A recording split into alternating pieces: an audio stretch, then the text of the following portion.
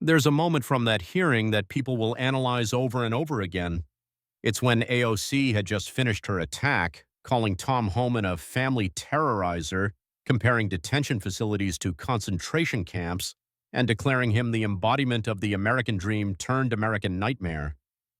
The progressive gallery applauded, MSNBC reporters nodded approvingly, C-SPAN cameras zoomed in on Homan's face waiting for the collapse, and Tom Homan smiled. Not a nervous smile, not a defensive smile, but the smile of a seasoned interrogator who had spent 34 years facing down the most dangerous cartel criminals in the world. The smile of a man who knew exactly what was inside the folders sitting beside his chair. AOC thought she had just destroyed her opponent. She didn't know she had just walked into a trap that Homan had been setting since the day she called border facilities concentration camps.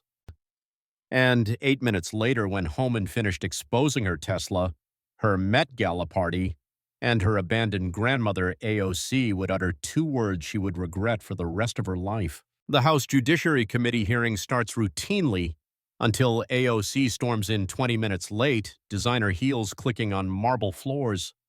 She's got her phone ready for the viral moment her team planned. The progressive gallery erupts in applause. Cable news cameras zoom in expecting the usual Homan destruction. But something's different today. Homan sits motionless, thick manila folders stacked beside him like ammunition. He's not defensive, he's not nervous, he's waiting. The 34-year Border Patrol veteran has that look every interrogator fears, the quiet confidence of someone who knows exactly what's in those folders.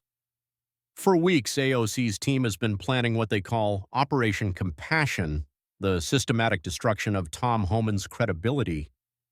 Opposition research files spread across conference tables, strategy sessions running until 3 a.m., press releases pre-written and ready to distribute. The 34-year-old progressive icon has decided this is her moment to become the face of immigration reform.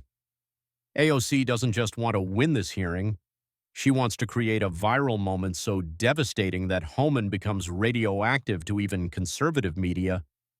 She wants tearful testimony playing on MSNBC for weeks. She wants to make him the face of everything wrong with American immigration policy.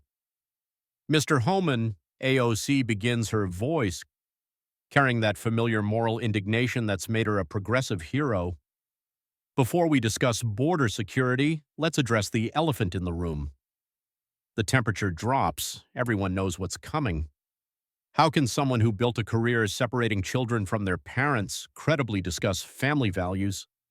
How can someone who turned border facilities into concentration camps lecture anyone about human rights?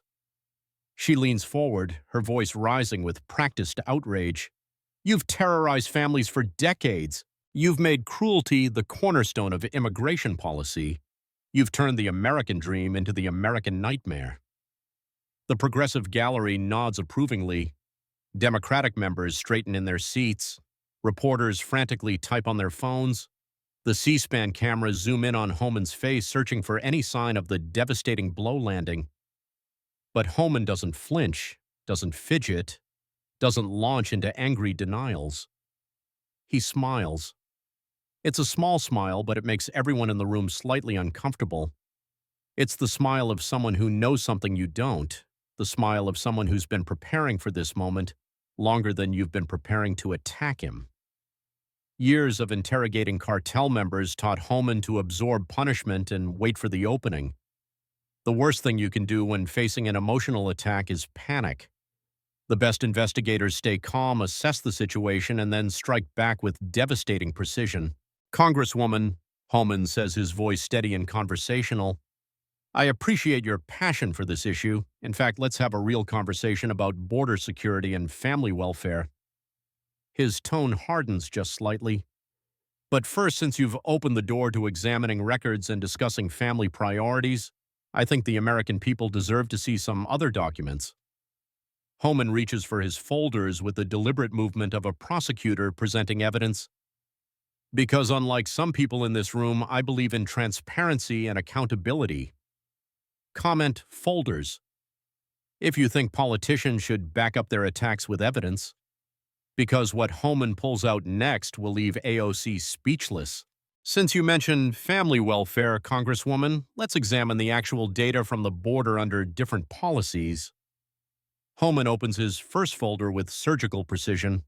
These aren't political talking points. These are DHS statistics that AOC has clearly never seen. Under the policies you advocate, we've seen 300,000 children go missing in the immigration system, 300,000, Congresswoman. That's more than the population of Pittsburgh. Where are they? The room shifts uncomfortably. This isn't going the way anyone expected. 70,000 Americans died from fentanyl last year, enough lethal doses to kill everyone in your district twice over. The cartels you enable through open border policies made $13 billion from human trafficking alone.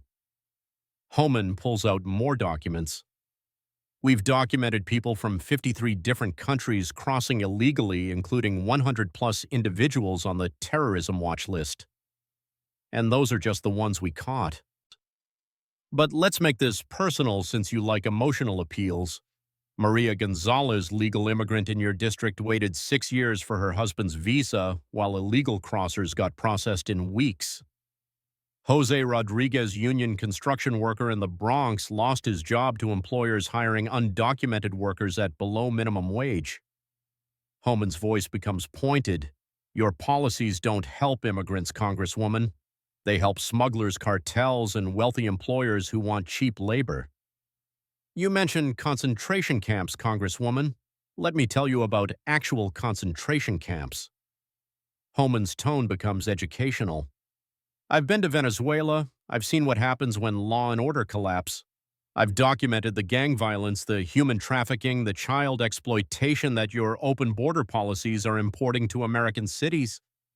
MS-13 operates in your district, Congresswoman. They recruit children from the very asylum seekers you champion. They traffic drugs through the communities you represent. When was the last time you rode the subway at night in your own district? You know who suffers most from illegal immigration, legal immigrants. The families who waited years, paid thousands in fees, followed every rule.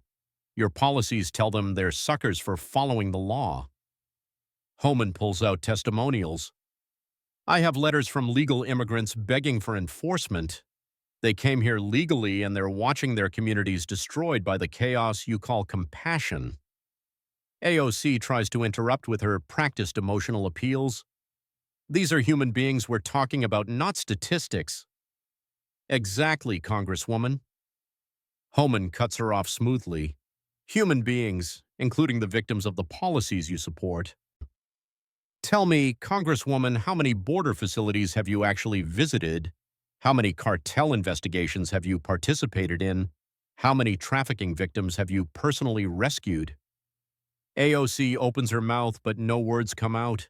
Her staff frantically passes notes trying to help her navigate waters she's never actually tested. I've spent 34 years in the field, Congresswoman. I've seen the reality behind your talking points. I've held dying children who were given birth control pills by traffickers. I've arrested coyotes who rape women as payment for smuggling. I've documented the violence your policies enable. Homan's voice becomes cutting. So, when you lecture me about compassion, remember that I've actually saved lives while you've been tweeting about it. You can see AOC's confidence wavering. This isn't the defensive, apologetic Homan her team prepared her to face. This is someone who knows more about immigration than she's ever bothered to learn. But Homan is just warming up. The real destruction is about to begin. Hit that like button if you think Experience trumps activism. Comment reality. If politicians should visit the border before making border policy, and subscribe because what Homan reveals about AOC's personal life will end her career. But since you want to discuss compassion and priorities, Congresswoman, let's examine how you personally address inequality in your community. Homan reaches for a different folder, his movement deliberate and confident. AOC's expression shifts from defensive to worried. She hadn't expected this. I believe in transparency, so I took the liberty of reviewing your financial disclosure forms and campaign expenditures. Because when someone lectures others about economic justice, I think their personal choices matter. You represent one of the poorest districts in America, Congresswoman. The median household income in your district is $31,000 per year. These are hard-working families struggling to pay rent, buy groceries, and send their children to college. Homan's tone becomes more pointed. So I was curious, how does someone who claims to fight for economic equality live? How does someone who rails against the wealthy spend their own money? He opens the folder with the satisfaction of someone who's been waiting months for this moment. Let's find out together.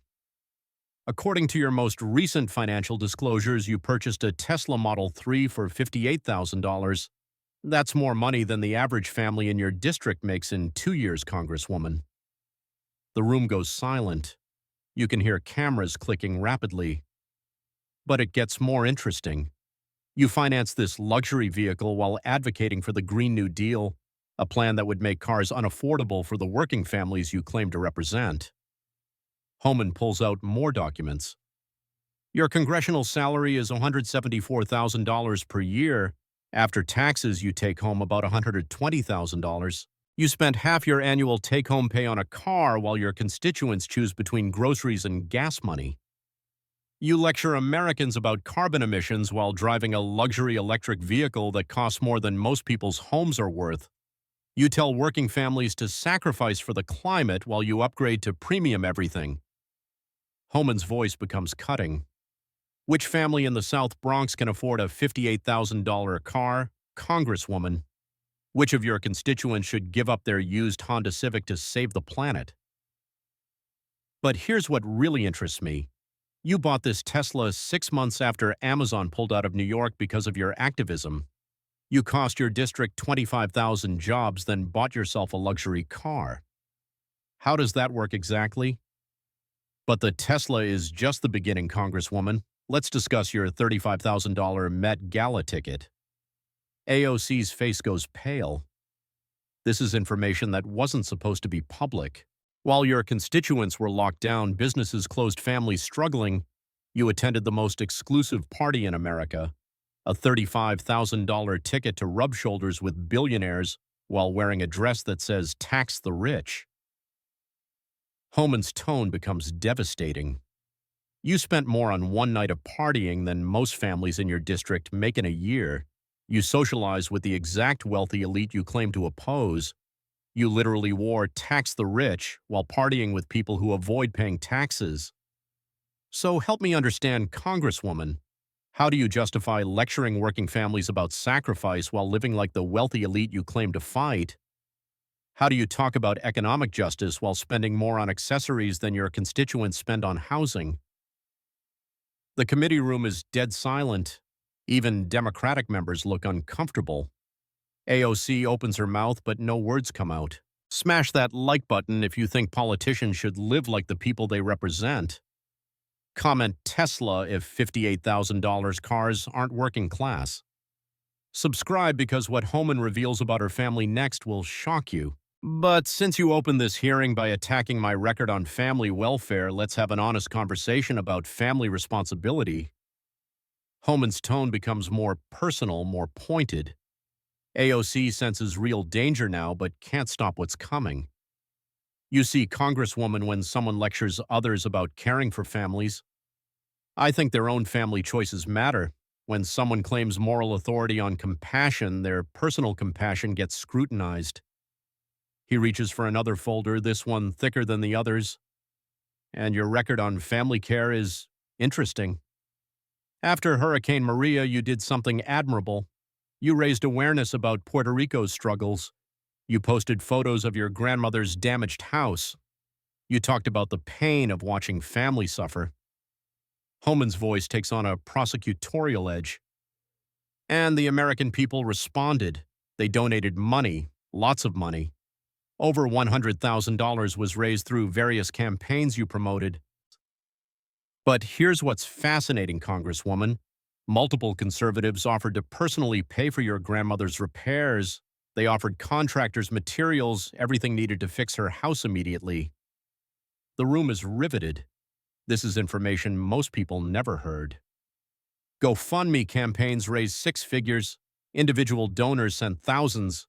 Everyone wanted to help your abuela because they believed your story about family compassion.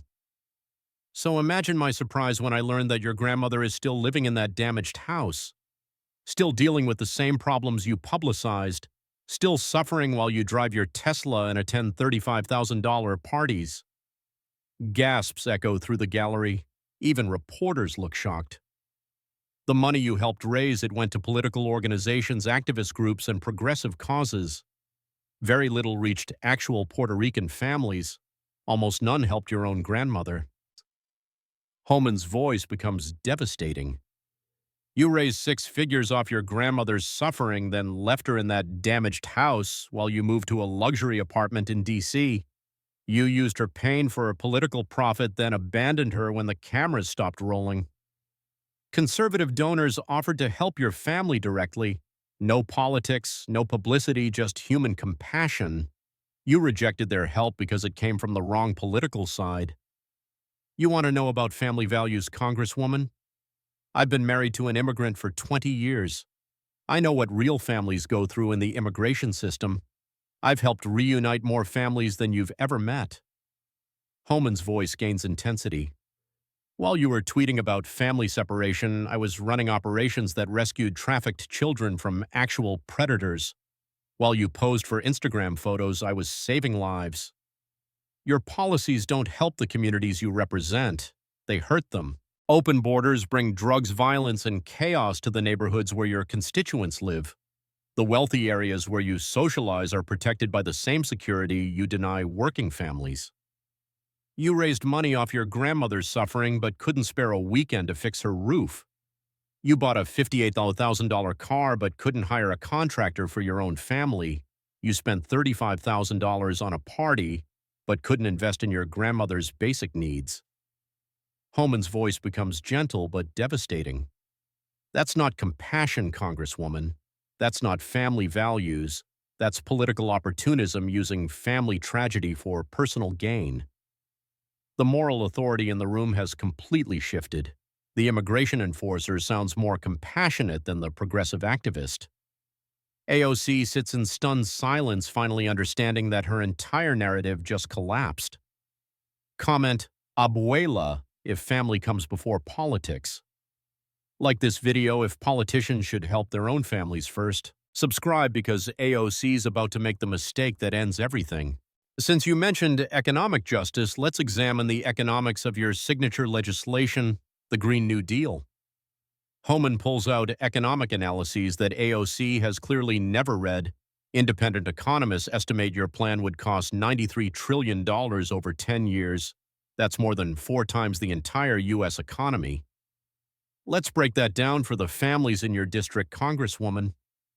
$93 trillion divided by 130 million households equals $710,000 per family. That's not total cost. That's the additional burden on every American household. The numbers hit like physical blows. You can see people in the gallery doing quick math trying to comprehend the scale. A family making $31,000 in your district would owe $710,000 for your environmental plan. That's 23 years of their entire income before taxes, before food, before housing, before anything else. But here's the real problem with your plan. It eliminates nuclear power. That's the only clean energy source that could actually replace fossil fuels at scale. Your plan is mathematically impossible without nuclear. Homan's tone becomes educational. Germany tried your approach. They shut down nuclear plants and increased renewable energy. Their carbon emissions went up, not down. Their electricity costs tripled. Their economy suffered while the environment got worse. But let's talk about jobs since you claim to represent working families. Your activism cost New York 25,000 Amazon jobs and $27 billion in tax revenue. These weren't minimum wage jobs, Congresswoman. These were high-paying tech jobs that would have employed thousands of people from your district. Union construction jobs, service jobs, economic development that would have transformed Queens. I talked to some of the families affected. Single mothers who are counting on those Amazon jobs, construction workers who lost contracts, small business owners who planned expansions around the Amazon facility. Homan's voice becomes pointed. You cost real families real opportunities for Twitter applause. You sacrificed your constituents' economic future for progressive street credibility. You ran as a working-class candidate congresswoman, a bartender who understood regular people's struggles. But look at you now. Tesla Model 3, luxury apartments, Met Gala parties, designer clothes. You've become everything you once opposed. You claim to support unions, but your border policies undercut union wages by flooding the labor market with undocumented workers. You support the Green New Deal, but it would eliminate millions of union jobs in energy and manufacturing. When did you stop representing workers and start representing activists? When did fighting for your district become less important than fighting for your brand? Drop betrayal in the comments. If politicians abandon their voters for fame, like if $710,000 per family is too much to pay, subscribe because AOC is about to make the fatal error that destroys her career. AOC has been getting destroyed for 6 straight minutes.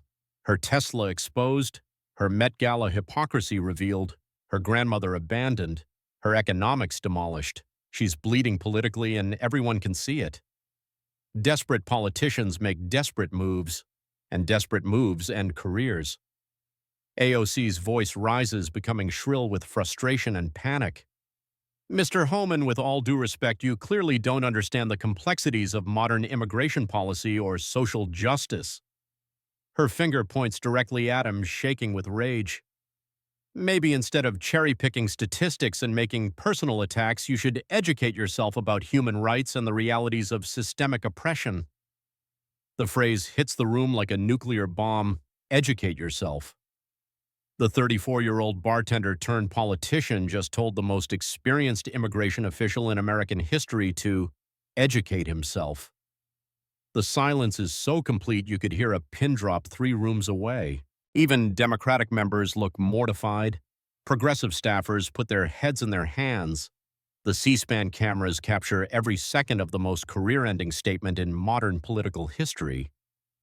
When Homan responds, his voice is quiet, but it carries the force of 3 decades of experience. Educate myself, Congresswoman. The way he says it, with that mixture of disbelief and controlled anger, immediately tells everyone that AOC just made the biggest mistake of her life. Let me tell you about my education, Ms. Ocasio-Cortez. 34 years on the border, thousands of arrests, hundreds of trafficking cases, dozens of cartel investigations. Homan's voice gains intensity. I've been educating myself about immigration since before you were legally allowed to drink. I've spent more time at the border than you've spent in Congress. I've been educated by dying children given birth control by traffickers, educated by women raped as payment for smuggling, educated by families destroyed by the cartels your policies enrich. His tone becomes cutting. I've been educated by reality, Congresswoman, while you've been educated by Twitter and graduate school theories that fall apart the moment they meet actual criminals. You've been in Congress for 4 years. I've been saving lives for 34 years. You've attended committee hearings. I've conducted actual investigations. You've given speeches about immigration. I've lived it. You want to know about human rights education? I'll educate you right now. Homan's intensity builds as he shares experiences AOC could never imagine. I've held children who were trafficked across our border, real children, not photo ops, children who were bought and sold like commodities while you were bartending in Manhattan. I've rescued over 5,000 trafficking victims in my career, 5,000 human beings who are alive today because of immigration enforcement. How many lives have you personally saved, Congresswoman? This is the moment when everything changes. The immigration enforcer becomes the humanitarian. The progressive activist becomes the privileged elite. The experienced professional becomes the moral authority. Don't lecture me about human rights when you've never risked your life to protect human beings. Don't educate me about compassion when you abandoned your own grandmother for political gain. Homan's voice becomes thunderous. I've been educated by every family reunion I've made possible through proper immigration channels, educated by every legal immigrant who thanked me for maintaining order so they could build better lives. I've been educated by Border Patrol agents who die protecting our sovereignty, educated by ICE officers who sacrifice their safety to stop human traffickers, educated by families destroyed by the chaos you call compassionate policy. His voice drops to almost a whisper but somehow carries to every corner of the room. So when a bartender who's been in Washington for 4 years tells me to educate myself about immigration, I have to wonder, what exactly are you going to teach me? How to ignore trafficking victims for Instagram likes, how to abandon family members for political points, how to cost working families their jobs for activist approval. Homan sits back his moral authority absolute. I've been educated by 34 years of reality, Congresswoman. Maybe it's time you got educated by something other than social media and socialist theory. The destruction is complete. The moral authority has shifted entirely. The cameras have captured the most devastating political moment of the decade. And AOC sits in stunned silence, finally understanding that she just ended her own career with 2 words: educate yourself. Comment educated if 34 years beats 4 years. Smash that like button if experience trumps activism. Subscribe because Homan's final lesson will be quoted forever. Since you mentioned education, Congresswoman, let me give you a constitutional education. Homan pulls out a pocket constitution worn from use. We both took the same oath when we started our government service. We both swore to support and defend the Constitution of the United States. That Constitution, the one you swore to uphold, establishes a nation of laws, not feelings. It creates a system where justice is blind, where rules apply equally, where order enables freedom. Homan's voice becomes professorial. But your policies advocate selective law enforcement. You want immigration laws enforced based on emotions, not legal standards. You want justice determined by identity, not evidence. When you encourage people to ignore immigration law, you're not just violating your oath, you're undermining the entire constitutional system. Because once we decide some laws don't matter, which laws do, every sovereign nation has the right to control its borders, Congresswoman. That's not racism, that's basic sovereignty.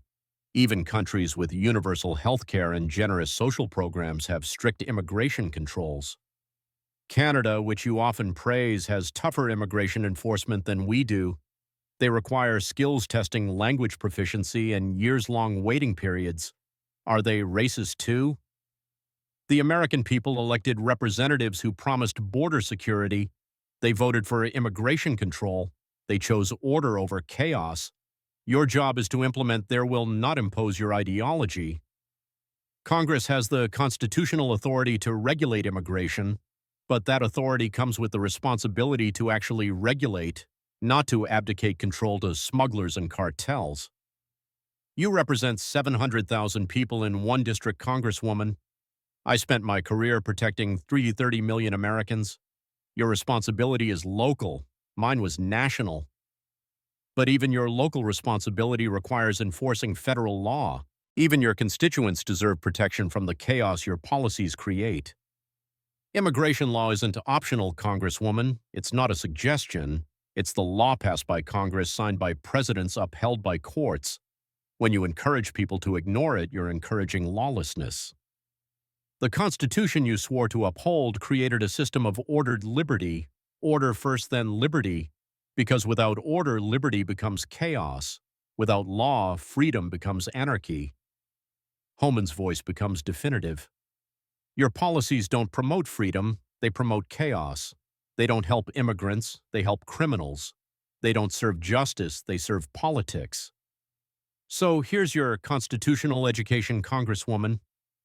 You work for the American people, not for your ideology. You swore to uphold the law, not your feelings. You committed to serve the Constitution, not your political ambitions. Drop Constitution if laws should be enforced equally, like if sovereignty matters. Subscribe because the aftermath will shock the political world. The committee room falls into absolute silence. AOC stares at her hands, unable to form words. The progressive confidence she brought into the hearing is completely gone, replaced by the hollow look of someone who's just watched 4 years of political capital evaporate in 8 minutes. Democratic committee members actually put physical distance between themselves and AOC.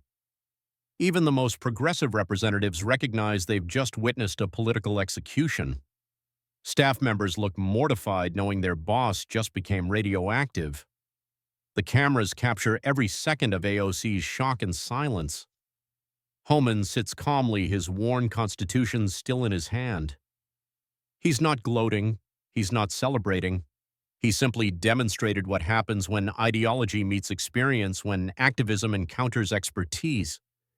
The contrast is devastating. The seasoned professional who just delivered a masterclass in constitutional law versus the young politician who told him to educate himself. Within minutes, social media explodes with unprecedented fury.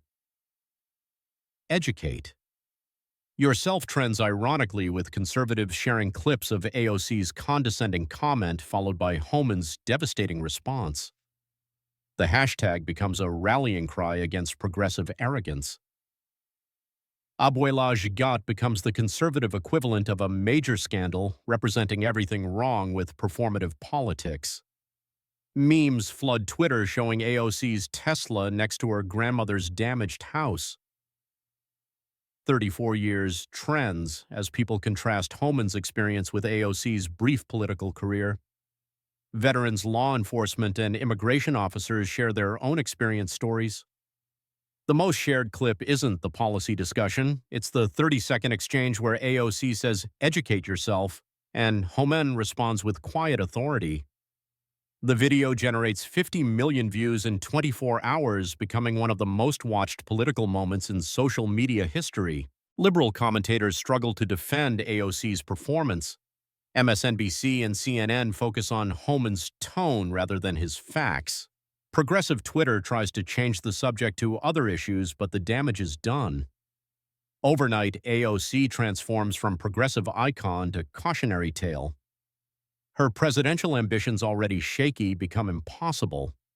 Democratic leadership begins distancing themselves. Even progressive activists recognize she's become a liability. Conservative media hails Homan as the future of the Republican Party. Speaking invitations flood in. Donors start talking about Senate runs, even presidential potential. He becomes the model for how to handle progressive attacks. More importantly, the viral moment shifts public opinion on immigration. Polling shows increased support for border security. Democratic politicians start moderating their positions. The Abolish ICE movement quietly dies. Homan's performance becomes the template for conservative politicians facing progressive attacks. Stay calm, use facts, expose hypocrisy, and let them destroy themselves. Educate yourself becomes a permanent meme representing progressive arrogance.